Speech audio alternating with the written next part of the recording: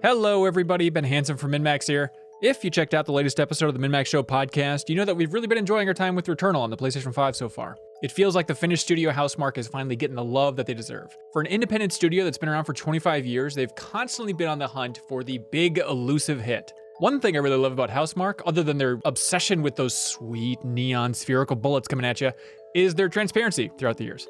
At the Reboot Develop Conference in 2018, Housemarque showed off 3 games that never saw the light of day. First up, there's a game called Dark Web from the year 2000. It's a game that focuses on the brighter spots of the dark web. You know, like murder. Hang on, we can actually distort the video here and get a slightly better look at this thing. That seems cool as long as you don't read anything on the walls. When showing off all these old games, the studio said that they never throw away old ideas. Elements from scrap projects could come back at any point. Which, if you've played Returnal, this might look familiar. Here's an earlier version of a character stumbling across previously killed versions of herself. Then there's Fist for the PSP in 2004. As you can see, Fist is clearly about a renegade team that gets the job done. They know how to listen to MP3s and detach the stereo, and then put the stereo under a car.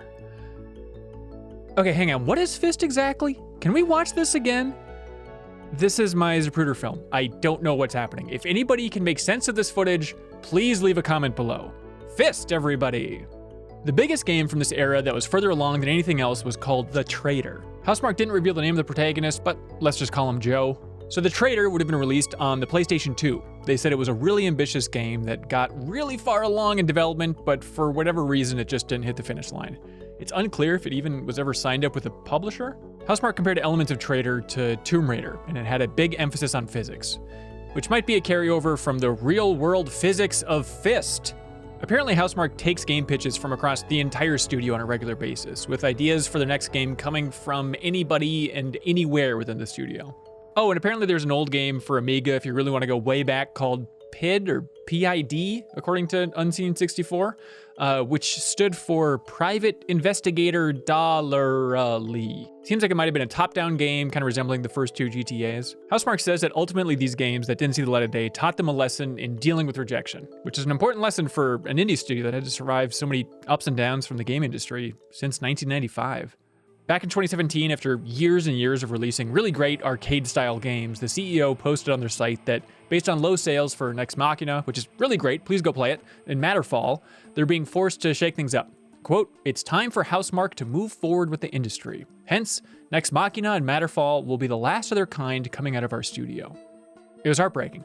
This entire blog post could have just read, "Man, f this. We're good. Why aren't people paying attention?"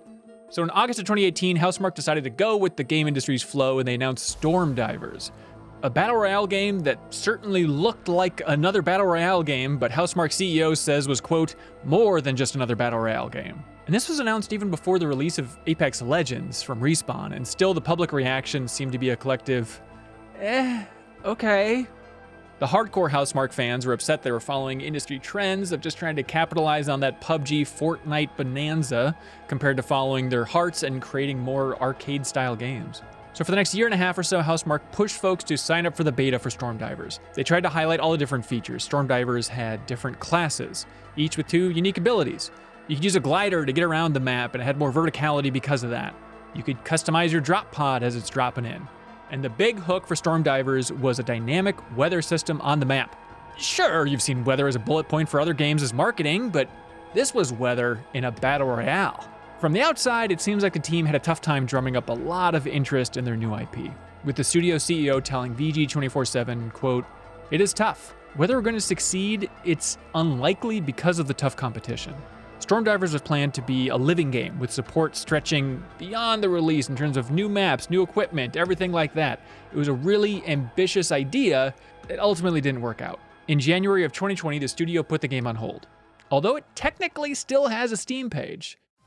Instead, they chose to focus on a project that was first pitched back in August of 2015. It was a project that was growing more and more internally and getting more and more confidence as it grew. The game was codenamed Dark Planet and eventually grew into Returnal on the PlayStation 5, and it was published by Sony. And the beautiful thing about Returnal is they could reconnect back with their arcade roots. There's certainly those arcadey elements combined with a roguelite formula that is a beautiful fusion. So it's not as if they had to throw everything away and just focus on guns in a battle royale. Now they're able to combine the amazing elements of their best arcadey games with a genre that's really beloved. It's the perfect marriage. And because they don't throw anything away, you can still see some of the lessons they learned from the third-person battle royale Stormdivers in ultimately what became Returnal.